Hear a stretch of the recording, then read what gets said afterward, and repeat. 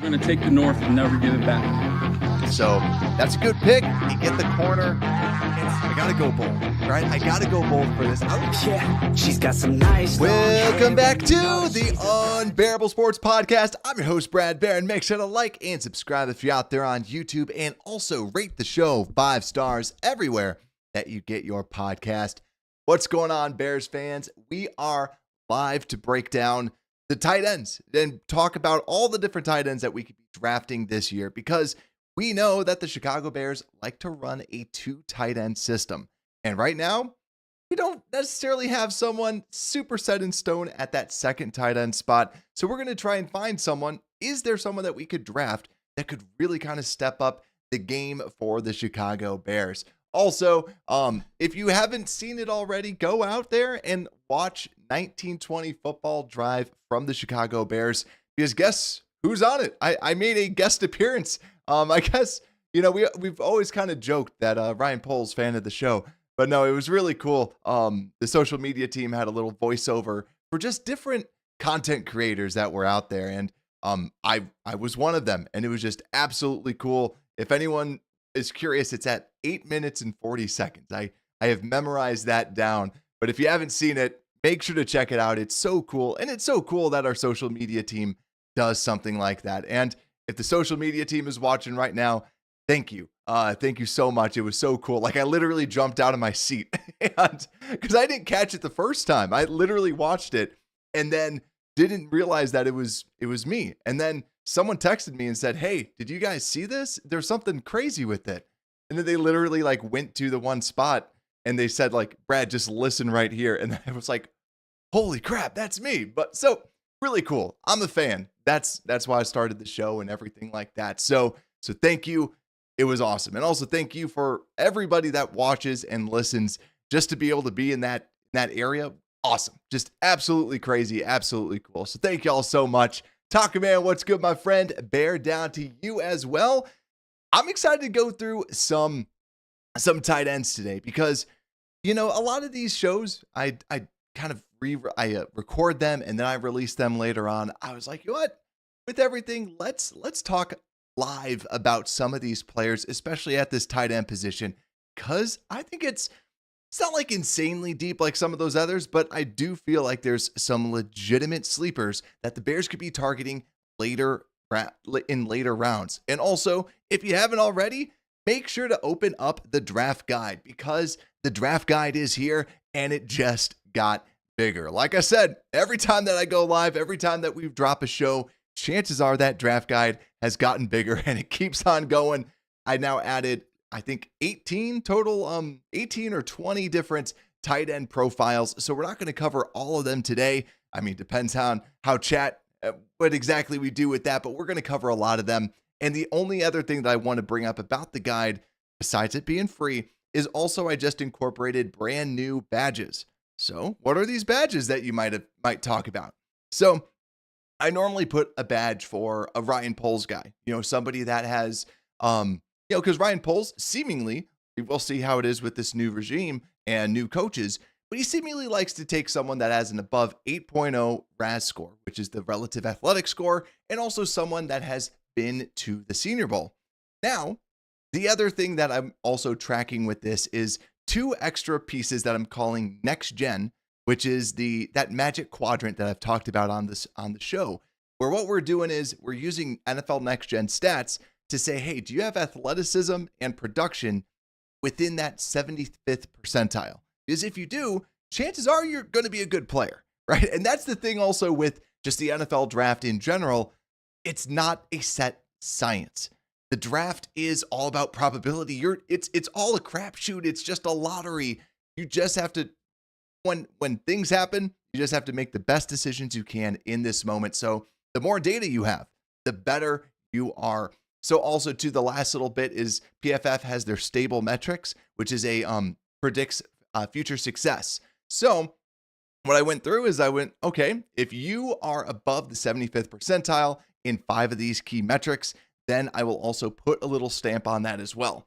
So just look for the little NFL logo in the new draft guide and the PFF logo in the draft guide as well. And that just also shows like, hey, it's next gen stats, like, hey, they're above that 75th percentile. It just helps us see like what kind of from a data perspective, what kind of translates. Doesn't mean that they're going to be good, but it just gives them a better chance and a better shot of them translating over to the NFL. So let's get this show on the road, shall we? And let's get started with the tight ends. Like we said, Bears need a second tight end. Typically, they like to have kind of a 2 tight end set. They did that a lot over with the Lions, and it was with Brock Wright. And yet again, Brock Wright is not this dominating tight end that everybody wants on their team. They just want someone that is good, that can be one of these tight ends. So let's get right into this. And yeah, Taco Man saying, definitely need a blocking tight end. Bob saying, yep, heard us. Yeah, it was cool. And also, I got to say, too, the other thing that was really cool about that was seeing down in the comments, just people kind of be like, hey, that's Brad from Unbearable. And that was equally as cool, just like people noticing my voice. Like that was surreal, just absolutely surreal. So very cool. I'm still coming off the high. but let's get into the 7th round weapon. So there's a lot of different 7th round tight ends that the Bears could potentially be targeting. But I wanted to bring up one in particular because, as we know, the Bears want to have a weapon. And if you're in the 7th round, why not just try to take a gamble? And someone I wanted to bring up is Jalen Conyers, Texas Tech tight end, 6'3", 260 senior. And the reason why I wanted to bring him up is because Wildcat quarterback, when he was a Wildcat quarterback during college. So that was one of the big reasons why I wanted to bring him up.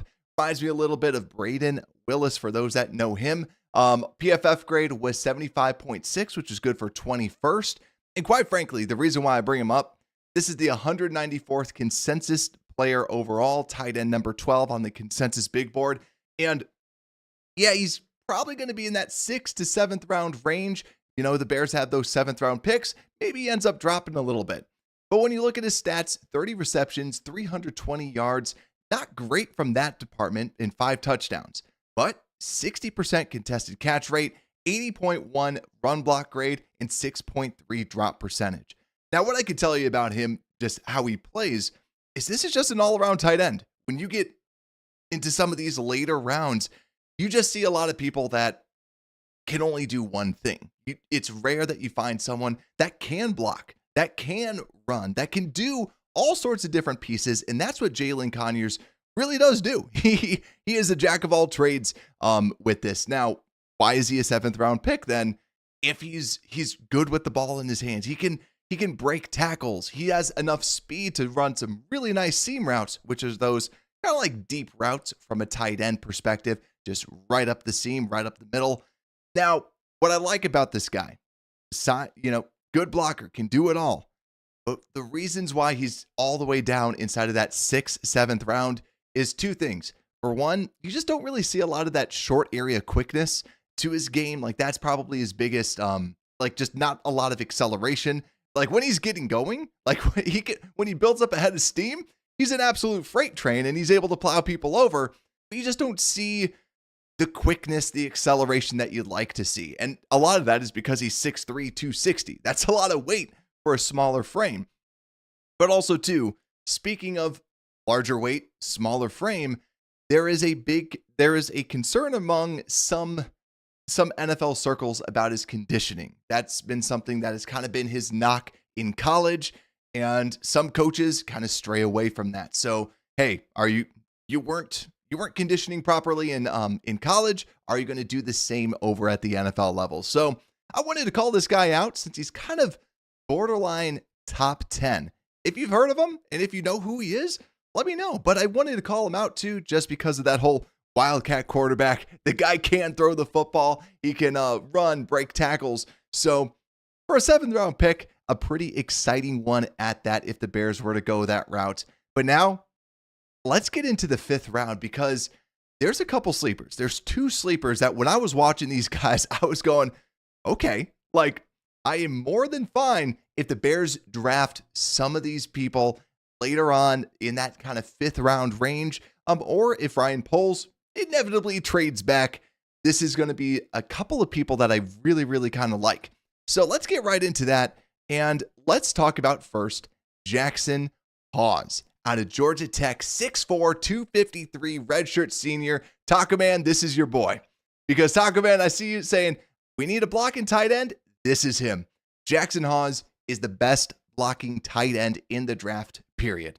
He's projected to go in the 5th and 6th round. He's a consensus 183rd player overall, tight end number 10. And quite frankly, I haven't done my own big board. He would be a lot higher than tight end 10. Why? Because I think that he gives you a huge floor as a good blocking tight end. Do I think he's going to be a superstar? No, I don't think so. But getting somebody that can block for you, that can do just that, that's kind of what we need in that tight end number 2. I could see him being a fullback. I could see him being placed all over the line of scrimmage and just being somebody that allows us to impose our will. This team is built to run the ball. You get somebody like Jackson Hawes. He's going to just try to plow somebody in front of you. That's what you want to get out of a tight end. That's why I really like him for the Bears.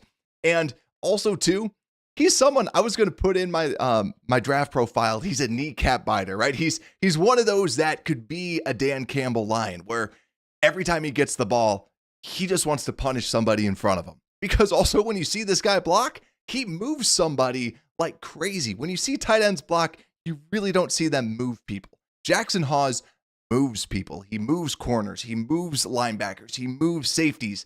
That's what you want in this run game. Now, the negative, not a great athlete, not elite tier or anything like that. He's a blocker. But yeah, if he's flying out there with the 4.4 speed and blocking people like crazy, that would be a little bit nuts. But my biggest fear with it, right, where I said that he is very limited, first off, it's just in his route tree. I'm really only going to trust him if it's like these little out routes, like little simple routes, because I don't really trust his hands. When he gets hit, the ball is coming out, right? There is no such thing as contested catch. Like literally, his contested catch rate is 0.0%. Also, his drop percentage, 11%. And some of those are just easy. You don't see the soft hands with him. And that is one of the biggest things. If you're drafting him in the 5th round, I love that because of the blocking ability. This guy's not going to be a receiver. This is going to be somebody. This is your Mercedes Lewis plus type of player. So that's who it is. But also too, Muck saying bear down, agreed. And yeah, Mason Taylor, Elijah Arroyo will definitely be getting to those guys. Don't you worry about that. So Jackson Hawes, Georgia Tech, somebody that I kind of think is a sleeper. You're never going to hear his name in fantasy football, nor should you. Nor should you ever draft him in fantasy football. But he's somebody that is very talented at the position, very reliable blocker that you can get. And next, what if we want a receiver, right? We don't just want a blocker. We want somebody that can be a receiver. I have another sleeper for you in the 5th round, and that is Mitchell Evans out of Notre Dame, 6'5", 258 senior. And 5th round, 6th round is kind of where he's projected. That consensus 161 player, tight end number 9. This guy kind of reminds me of Jeremy Ruckert from Ohio State coming out, where when you saw Jeremy Ruckert, he didn't have like crazy production or anything like that, but you just saw they would just kind of throw it up to him and he'll come down with it. The thing that you see with Mitchell Evans is he snatches the ball in close coverage, and that's what's super cool. When you see the ball out there, it's just his arms kind of like a frog's tongue just throws out there. He just quickly grabs it and just pulls it back in. And that's what you love to see. That's why 72.7 contested catch rate. You give it to this guy, you throw it up, he's going to bring it down. 6.5 drop percentage, so not bad at all. Now, he does have a good size to him. He has played majority of his snaps in the slot. I still think that he can kind of add a little bit of weight and truly be an inline tight end for you, even though that most of his snaps were in that slot. Also, some negative, right? Whenever you see somebody with a lot of contested catches, usually it's because they don't create a lot of separation. That's one of the negatives. So Mitchell Evans can be that tight end for you, that inline tight end, that red zone target that you want. Yet again, similar to a Jeremy Ruckert. And that's where Mitchell Evans could be someone that kind of complements a Cole Kmet pretty well and a fellow Golden Domer. The other negatives, just not very super athletic, and something that does get me concerned, just the series of injuries. That's why he's going so late. It's the series of injuries with he had an ACL tear and also a broken foot throughout his career at Notre Dame. So 2 not so great injuries out there.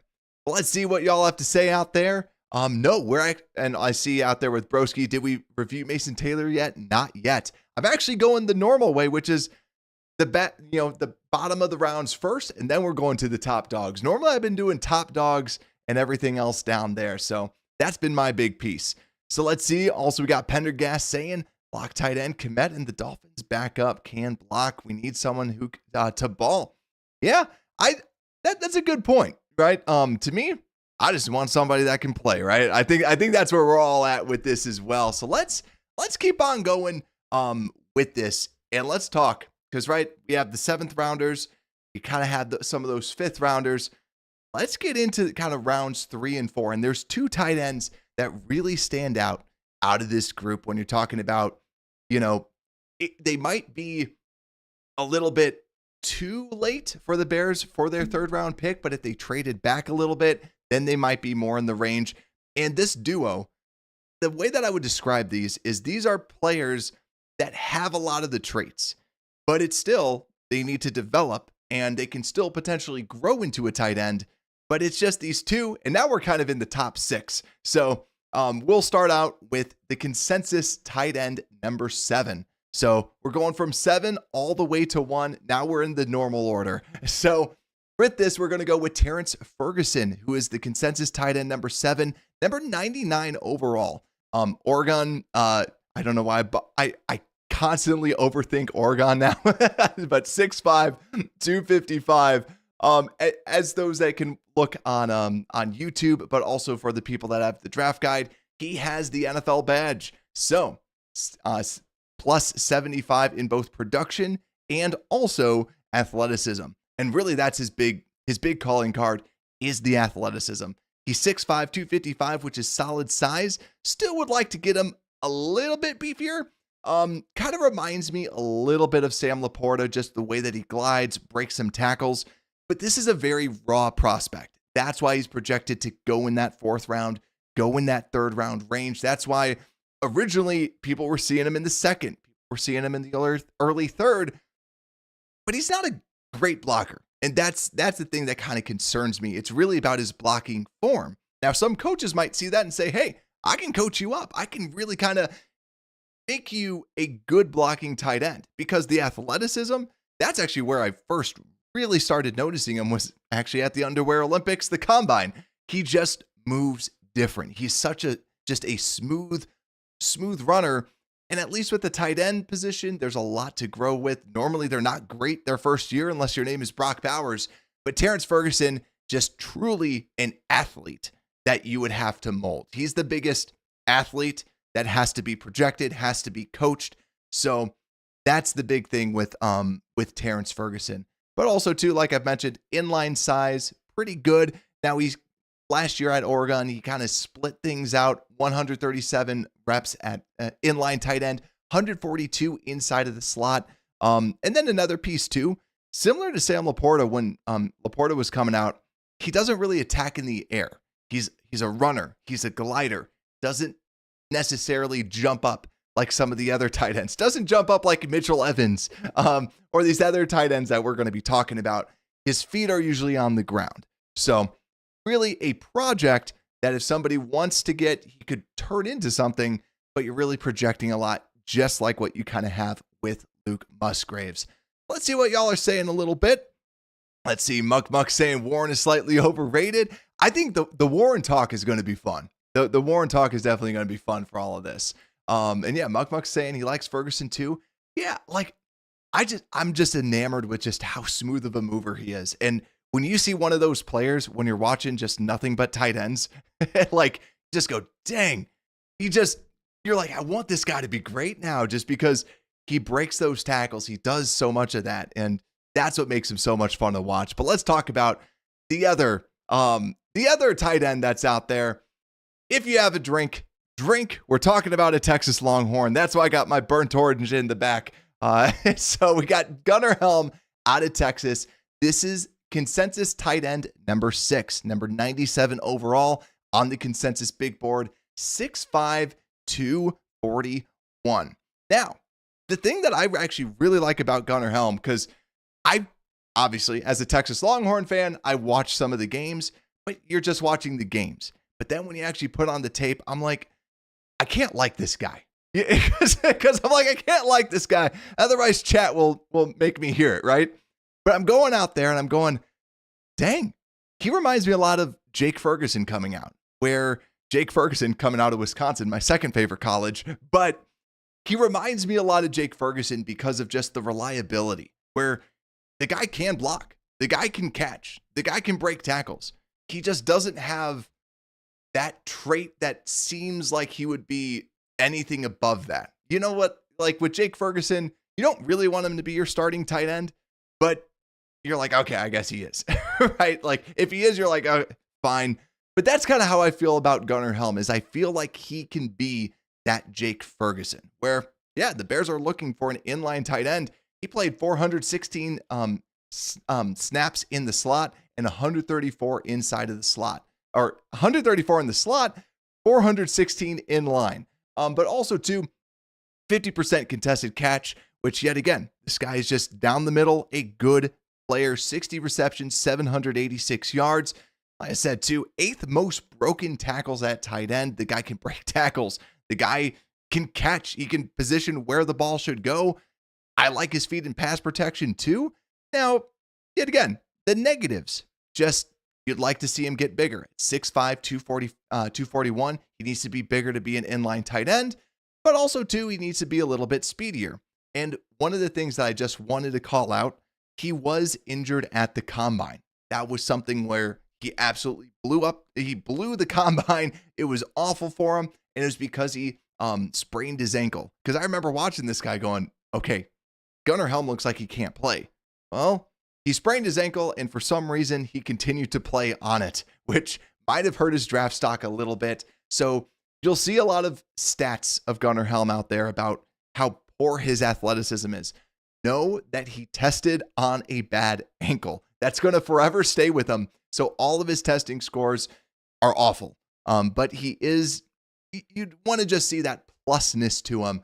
But overall, just a very solid tight end. Just good, solid tight end prospect coming out. But let's see what y'all have to say out there. And Muck saying tight end group is low-key underrated. I agree. Like, I do think that we're probably going to see a couple tight ends out there. It could even be like Gunnar Helm. I know, like, for me, when I was watching Kittle, I didn't have a show at the time, but like watching Kittle, just go, this guy can just play, right? He didn't have the production, but Kittle could just play. And I think that's the thing that kind of gets overlooked sometimes. But Helm, pretty darn good. And Broski's saying Helm is the dude with abnormally long legs, right? Maybe. Hey, probably. Now that I'm thinking about it, maybe. Now that you're saying that, it might be him. I don't know for a fact, though. But that is the 3rd round to 4th round. And then we kind of get into this day 2 cluster, right? So we had 7, we had 6, and then there's this cluster of 3 tight ends out there. And also, this is where I think it's a battle amongst fans, or not necessarily a battle, but just us debating who is the best tight end out of this next 3 tight ends that are kind of going out there.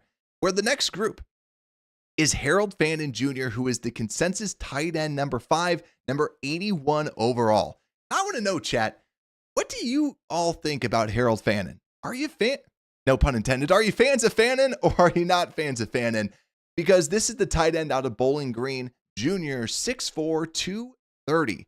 And this person just dominated in the college. He was the entire Bowling Green offense, 117 receptions, 1,555 receiving yards, 10 touchdowns, 3.7 yards per route run.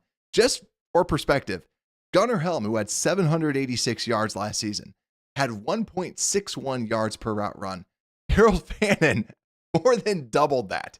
Just Fannin is absolutely crazy from a receiving perspective. Absolutely dominated the MAC. And that's what you want to see, right? If you're going against lesser competition, you should be dominating. And that's what Fannin did. Fannin breaks tackles left and right. He also runs very nice routes. 3.3 drop percentage, 54.5% contested catch rate, and a 75.2 run block grade. Yet again, that is a PFF grade, so you do kind of have to take it with a grain of salt. But at the same time, I went in expecting Harold Fannin to be a garbage blocker. Now, he's not the best. He's not better than some of the other tight ends that we've been talking about, but I really like his feet when it comes down to run blocking. He needs more weight because at 230, very, very light. You kind of saw that on tape as well. Was not somebody that's moving people in the run block game, but you at least like where his feet are when he's trying to run block. So it seems like he's got some of the traits down, just needs to bulk up a little bit more. And even though that he played half of his snaps in line, you do kind of expect him to be more of that slot type of a weapon, but really just a very, very good route runner. Reminds me a little bit of Jonnu Smith, where I don't think that he's going to be the best tight end in the NFL. And maybe this clip goes viral because he ends up being the best tight end in the NFL, but I don't really see that. I think that he's just going to be like that Jonnu Smith role where it's just he's a good player, good receiver, can break tackles, and that's good, right? That's solid. Also, he gets the NFL Stability Award for above 75 in both athleticism and in production. But yeah, really smaller tight end going against weak competition. And also too, I don't really like his running style. There's some people that run almost like flat-footed, where it's like they're kind of, it's a weird, awkward run style. Like I've heard someone say like his feet kind of go out a little bit. It's an odd running style. And the reason why I bring it up is just because when you go against other people that are running like 4.4s out there and 4.3s, your running style does kind of matter a little bit. But Harold Fannin, I think, is at least just a good receiving option that you can get in that third round range. But let's see what y'all are saying. Muck loves Fannin. It reminds him of Njoku. Broski saying, watched him play against Penn State this past season, and he played well. And yeah, Boston Green's quarterback is legit too. Yeah, it's the thing. I like him, right? I really do like him. Do I love him enough for that third round pick? Not really. And I think part of it is also because of how much I like those other tight ends that we just talked about, where I think that they have a lot of upside. They have a lot of potential to be that number two weapon. But it would be cool if the Bears got like Ashton Genty, who was, the best running back, like kind of had all the yards and everything. And then you also get the tight end that got all the yards as well. That would just be kind of like a cool little thing that the Bears could potentially do. But let's continue going down this group, the top 5 tight ends, because at number 4, here's the one that a lot of people are asking about. That is Elijah Arroyo out of Miami, redshirt junior, 6'5", 250. Now, what I love about some of these prospects is there's like kind of the off-brand versions of different people, right? When we were just talking about Terrence Ferguson is kind of like the off-brand version of Elijah Arroyo a little bit. Elijah Arroyo is a very, very good athlete. And now we have to block out Chicago Bears version of Gerald Everett. He reminds me of Gerald Everett, somebody that can just kind of get those extra yards, somebody that you can throw a little bubble screen to and produce and do something with it. Be a weapon in the screen game. Also, PFF grade was 72, which was the 36th highest. And also, too, he's the consensus tight end 4, which is number 66 overall. Now, this guy is not somebody who's going to win in contested catch situations.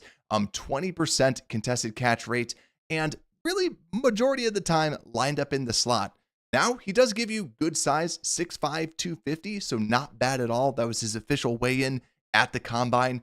But even though that he's pretty big, I don't see a lot of strength when it comes down to his run blocking. I don't see him really kind of moving people. But at the same time, I feel if you're going to draft Arroyo, you're not going to use him as your traditional tight end.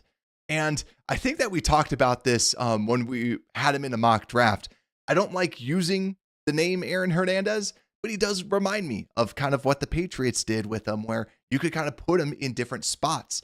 And that's actually a person that he does remind me a lot of as the player, just because he's someone that can break a lot of tackles. He's someone that you could throw as the fullback. You could throw, as the wing back, however you want to put him. I feel like Arroyo would be the kind of true movable chess piece of a tight end. While then you kind of say, hey, you know what, Cole Kmet, you're our inline guy. You stay in line. That's what you do. Arroyo, you're going to line up all over the place. Now, some of the negatives as well. Arroyo, only a 1-year starter at Miami. And a big reason, a lot of knee injuries. That's going to be the big question. Is the knee healthy? Because that's what's been keeping him out for a lot of the different seasons in college. But like we said, last season, 35 receptions, 590 yards, and 7 touchdowns. So Muck's saying that's his guy. Yeah, lots of good stuff with Arroyo. And that's where I feel like these 3 tight ends have always kind of been together, because Fannin was someone that was actually tight end 3, had a very good combine, and has actually been sliding down. And this guy, sliding up. And that is consensus tight end number 3, number 55 player overall on the consensus big board. That is LSU's Mason Taylor, Jr., 6'5", 251. And I was actually going to change this because I have a Packer as it with Tucker Kraft. He does kind of remind me of Tucker Kraft, but also a little bit of like Cole Kmet coming out, because Cole Kmet wasn't a dominant tight end at Notre Dame, but he had a lot of the measurables and also just the good building blocks that you want out of an inline tight end. Mason Taylor, 55 receptions, 546 receiving yards, 2 touchdowns, and 1.23 yards per route run. Now, even though that I felt like Mason Taylor could have been a little bit more productive, the NFL Next Gen Stats said, hey, that's above 75. So actually Mason Taylor gets the Next Gen stamp. So seems like he should be able to translate to that next level, even though that people kind of dub him as a developmental tight end, like myself included. He's not like some of these other developmental tight ends that we're talking about. He should still be able to contribute. Think of it very similarly to Cole Kmet, where most tight ends need that extra year. I feel like that's going to be with Mason Taylor. Still should be able to contribute, but I think his sophomore season in the NFL, you're going to see him really kind of develop more. Now, the thing that I really like about Mason Taylor is he's very, very smart when it comes to zone coverage. This guy, he knows where to go. Like Austin Cooper to me is always kind of the prototype for what you want out of a zone coverage guy. He knows and feels the zone, drops in the zone very well, and that's where he's really produced. Now in man coverage, he's getting covered. He's not great when it comes down to separation. That was something that if I'm drafting you in the second round, I'd like to see a tight end at least try to create for himself when it comes down to separation. That's one of my biggest knocks on him. But yet again, in zone, it's like there's probably a chart out there. I think there actually was, where Mason Taylor in man coverage, not good at all.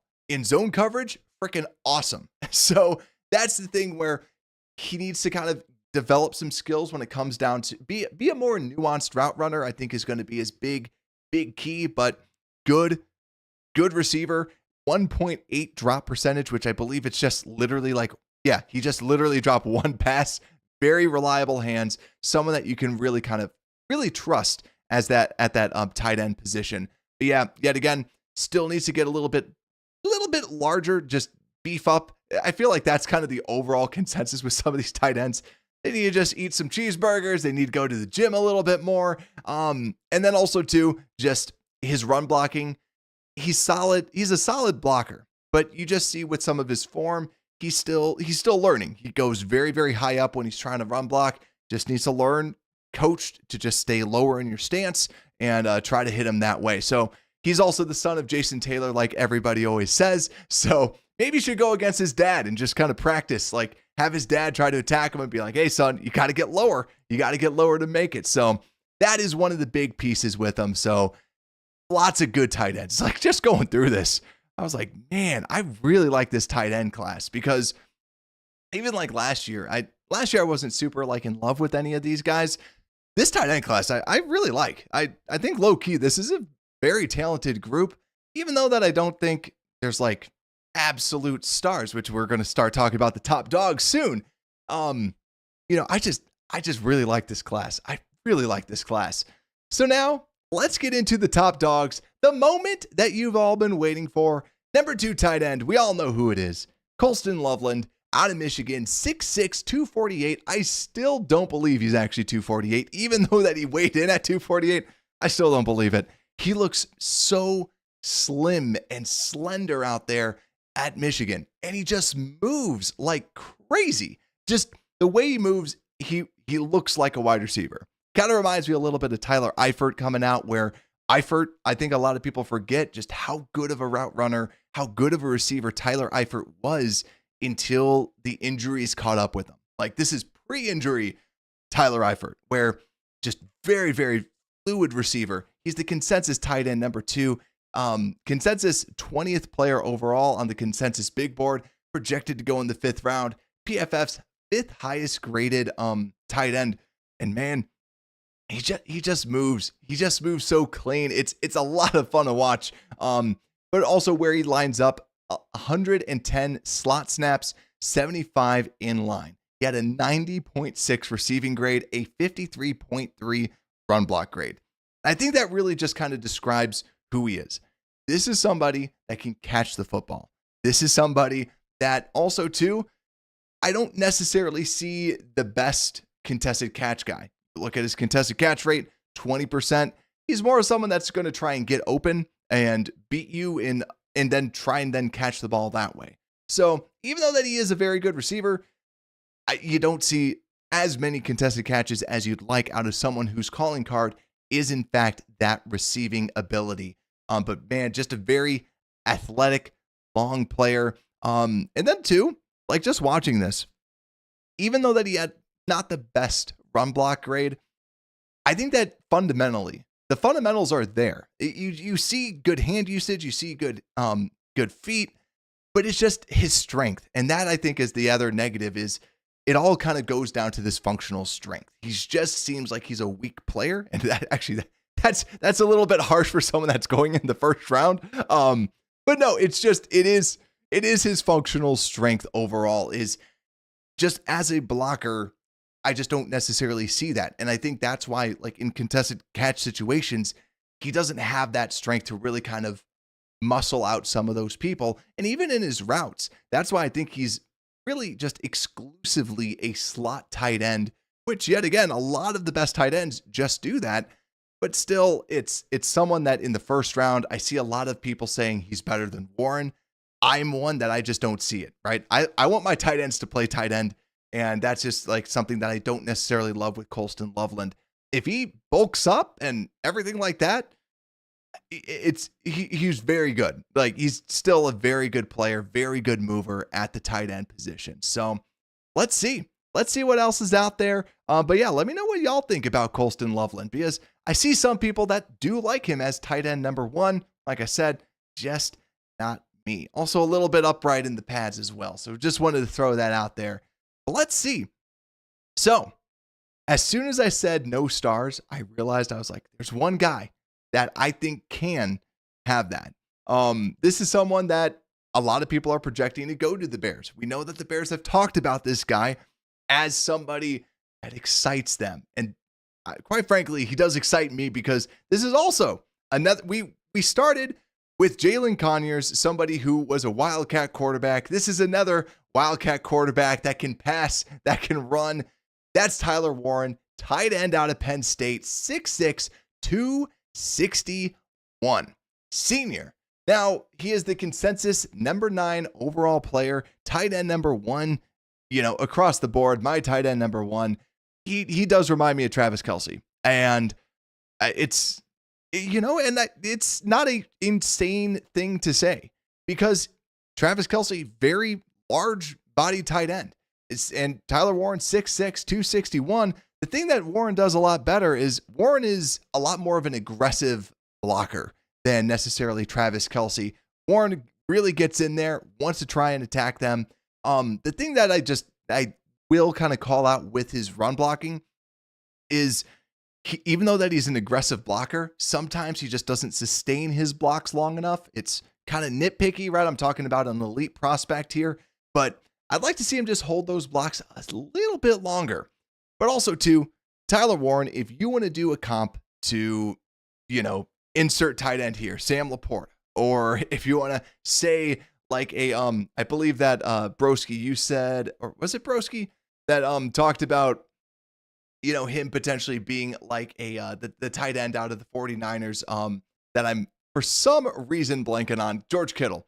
So he does kind of remind me a little bit of George Kittle too. Second most broken tackles out there as well. So he's somebody that is not just a receiver. He's someone that can break tackles after the play. And also too, even though that he played majority of his snaps in the slot at 230 reps in the slot, 161 in line, this is a player that can be that inline tight end for you. And some of the most fun film to watch is because you throw it up in the air, he's going to come down with it. And also too, 61.9% contested catch rate, a 2.8% drop rate, had 104 receptions, 1,230 receiving yards, 8 touchdowns. This guy's good. This guy's good. That's all that you got to know about. Now the last little bit of negative is if we are nitpicking, he did have only 1 year of true elite play. Now, if you think about this too, they had Theo Johnson, the other tight end, from the Penn State perspective. So they had multiple tight ends out there. So really last year was really his first ever true elite season. Also, from a movement perspective, he's not like an elite mover. If you're talking about, some of the other tight ends that are out there, I really liked Brock Bowers' shiftiness that he had in his game. Tyler Warren is not up there. He's a very good prospect. He's a very, very good prospect. So if the Bears drafted him, I'd be more than fine with that. And I know whenever I've asked y'all about that, y'all were also fine with that as well. Just a very, very fun player to watch. And man, if he's a Chicago Bear, I can definitely see the Bears falling in love with a player like that, because when you have two tight ends like a Kmet and like a Tyler Warren, man, this offense could be a lot of fun to watch. So if you had fun watching this show, make sure to like and subscribe out there on YouTube. It helps out the show tremendously. Tell your friends about the show too, so they can join and they can watch the show. Also, make sure to download the draft guide or favorite the link. The link will not change, so you can simply just favorite it and you'll get all the newest updates with the draft guide. And like I said too, if you missed the first part of the show, since we're live right now, download it. I gotta say, this is not just me talking. Like, the draft fan in me thinks this is really cool. We have the next gen badge. We have the stable player badge out there as well. You can kind of read what this is all about. These are things that help, that just kind of signify someone that can easily translate to the NFL. And also, if someone doesn't have this badge, it doesn't mean they suck. It just means they didn't get a badge. So it's something that's fun out there in the guide. So make sure to watch that, and it's all free. So with that, thank you all so much for coming out and hanging out and talking some tight ends. With that, Unbearable Sports Podcast, we are out.